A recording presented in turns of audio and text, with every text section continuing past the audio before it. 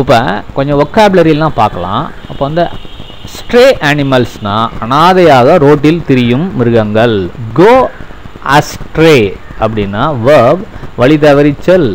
Ashtray அப்படின்னு சொல்லிட்டு இதே மாதிரி உச்சரிப்பு இருக்கிற மாதிரி ஒரு வார்த்தை சொல்லலாம் பார்க்கலாம். அது வந்து நவுனு. சிகரெட் சாம்பல் போடும் டப்பா. டு ஹாண்ட் அப்படின்னா இது வேர்ப் நச்சரி அடிக்கடி பேய் போல.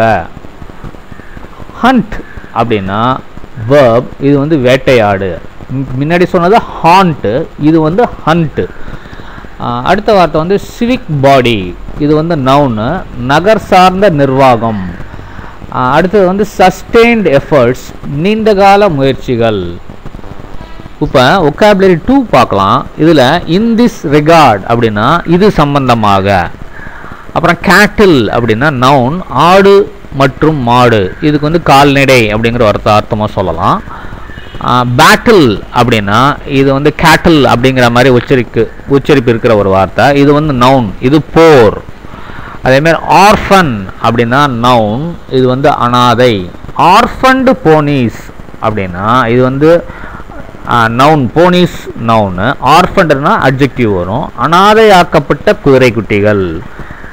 ஷூட் அப் இல்லைன்னா ஷார்ட் அப் அப்படின்னா இது வந்து வேர்ப் திடீரென்று அதிகரிப்பது.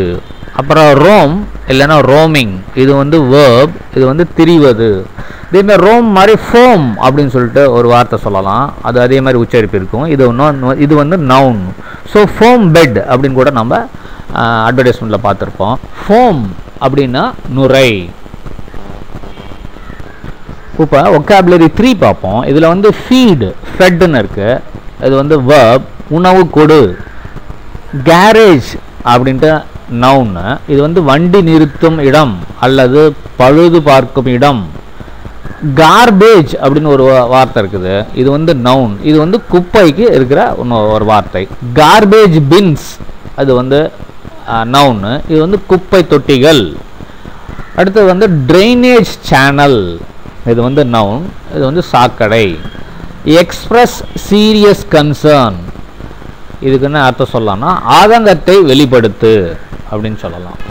அடுத்தது ஒக்காபுலரி 4ல் கன்சர்ன் அப்படின்னா நவுன்னா ஆதங்கம் அப்படின்னு ஒரு அர்த்தம் சொல்லலாம். இதே மாதிரி கன்சர்ன் இதே நவுன்னு, இது ரெண்டாவது மீனிங் வந்து ஸ்தாபனம்னு சொல்லலாம். In which concern you are working அப்படின்னு சொல்லி எந்த கம்பெனியில் வேலை செய்யறன்னு சொல்லி கேட்கலாம். பபுள் அப்படின்னா நவுன், இது வந்து நீர்க்குமிழி. வார் அப்படின்னா இது நவுன், இது வந்து போர். வித் பெஸ்ட் ரிகார்ட்ஸ் அப்படின்னா வாழ்த்துக்களுடன். தேங்க்யூ.